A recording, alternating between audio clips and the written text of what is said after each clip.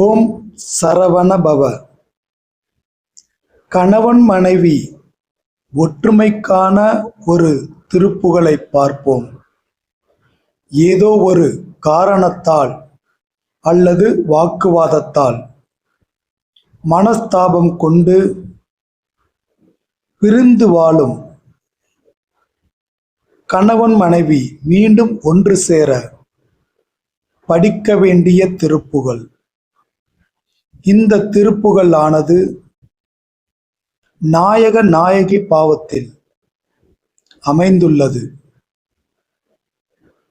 தலைவனை பிரிந்து இருக்கும் தலைவியின் வேதனையை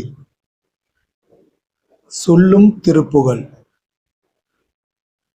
இந்த திருப்புகழை முருகப்பெருமான் முன்பு தினமும் மாலை தீபமேற்றி பக்தியுடன் படித்து வந்தால் உங்கள் வேதனையை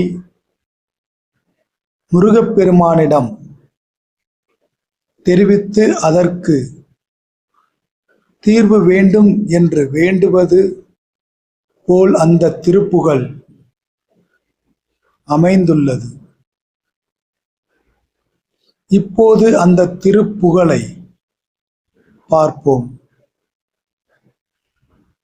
கனைத்து அதிர்க்கும் இப்பொங்கு கார்க்கடல் ஒன்றினாலே கருத்து அறச்சிவத்து அங்கி வாய்த்தெழு திங்களாலே தனி கருப்பு வில் கொண்டு வீழ்த்த சரங்களாலே தகைத்து ஒருத்தி எய்த்து இங்கு யாக்கை சலங்கலாமோ தினை புனத்தினை பண்டு காத்த மடந்தை கேள்வா திருத்தணிபதி குன்றின் மேல் திகழ் கந்தவேலே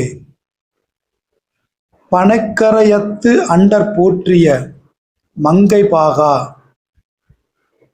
படைத்தளித்து அளிக்கும் திரிமூர்த்திகள் தம்பிரானே.